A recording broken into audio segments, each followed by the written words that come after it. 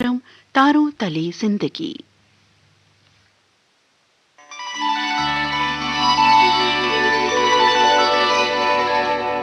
तारों तले जिंदगी इस सीरीज में हम आपके लिए लेकर आए हैं हिंदी साहित्य जगत की कुछ चर्चित कहानियों और उपन्यासों पर केंद्रित नाट्य वाचन। इस कड़ी में प्रस्तुत है मुंशी प्रेमचंद का लिखा चर्चित उपन्यास मनोरमा। तो आइए सुनते हैं प्रसिद्ध उपन्यास मनोरमा का रेडियो नाट्य वाचन।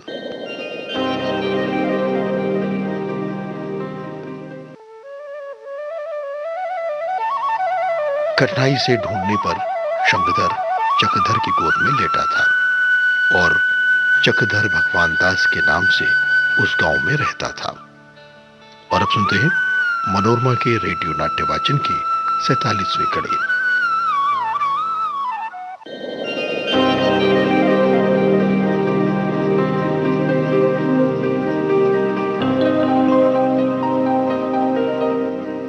चक्रधर का चित्त अस्थिर हो गया। उस युवक के रूप में और वाणी में न जाने कौन सी बात थी जो उसके मन में उससे बातचीत करने की प्रबल इच्छा को जगा रही थी।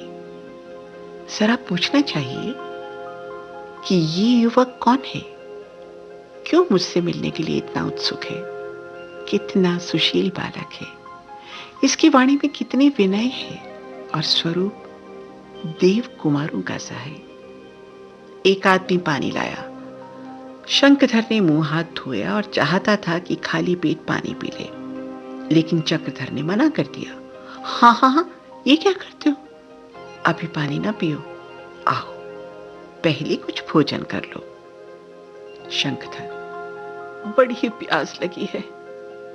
चक्रधर, अरे पानी कहीं भागा तो नहीं जाता, कुछ खाकर पीना, और वो भी इतना कि पेट में पानी डोलने लगे।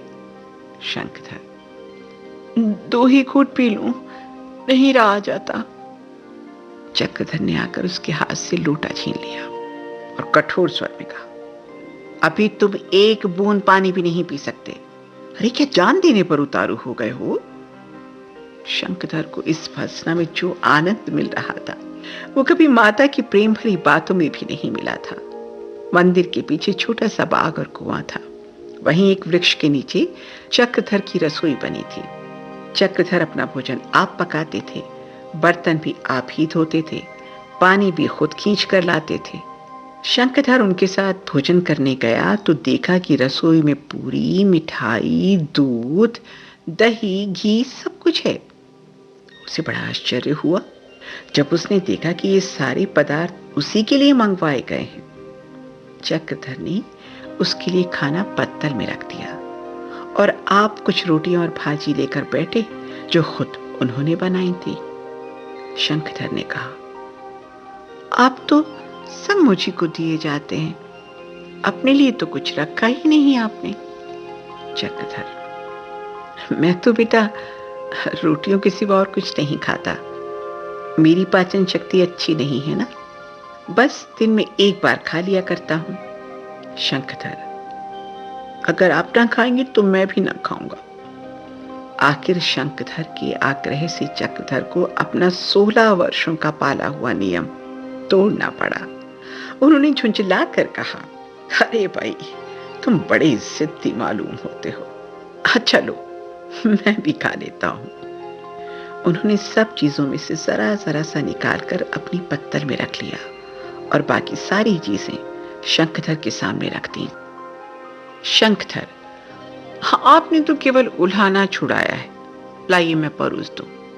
चक्रधर, अगर तुम इस तरह जिद करोगे तो मैं तुम्हारी दवा ना करूंगा।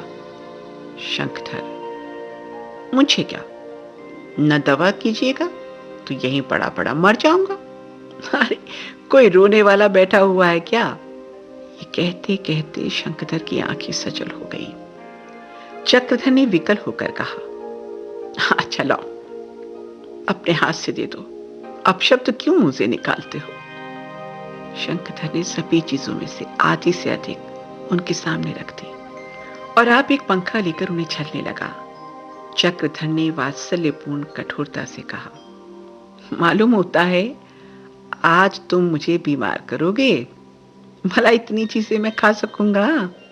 शंखधर, इसीलिए तो थोड़ी थोड़ी दी हैं। चक्रधर, अरे ये थोड़ी थोड़ी हैं, तो क्या तुम सबके सब मेरे ही पेट में ठूसना चाहते हो? अरे अब बैठो, बैठोगे या नहीं? अरे मुझे पंखे की जरूरत नहीं है।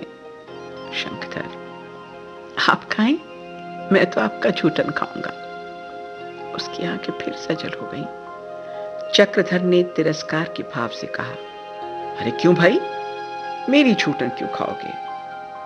अब तो सब बातें तुम्हारे ही मन की हो रही हैं। शंखधर, मेरी बहुत दिनों से यही इच्छा थी। जब से आपकी कीर्ति सुनी है, बस तभी से आपको खोज रहा था और यही अवसर तलाश रहा था। चक्रधर को फिर हार माननी पड़ी। वो एकांतवासी, संयमी, व्रतधारी योगी, और आज इस अपरिचित दीन बालक के दुराग्रहों को किसी भांति टाल नहीं पा रहे थे।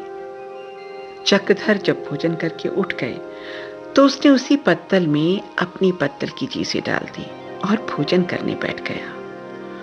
ओह, इस भोजन में कितना स्वाद था!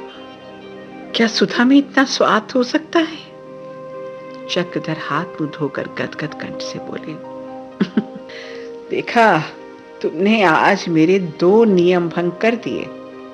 बिना जाने बुझे किसी को मेहमान बना लेने का यही फल होता है भाई। मैं ऐसे जिद्दी लड़के को अपने साथ नहीं रखूंगा। अच्छा ये तो बताओ, तुम्हारा घर कहाँ है? यहाँ से कितनी दूर है? शंखधर, मेरा तो कोई घर ही नहीं है। चक्रधर, अरे माता पिता तो होंगे, वो किस गांव में रहते हैं? शंखधर, ये मुझे कुछ नहीं मालूम। पिताजी तो मेरे बचपन में ही घर से चले गए थे और माताजी का 5 साल से मुझे कोई समाचार नहीं मिला है।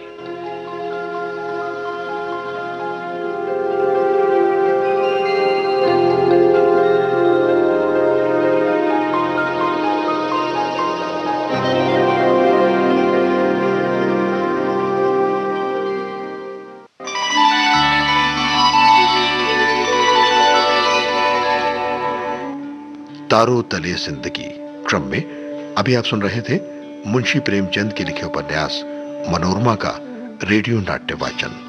स्वर डॉक्टर ऋतु राजपूत का था और प्रस्तुतकर्ता थी काजल सूरी।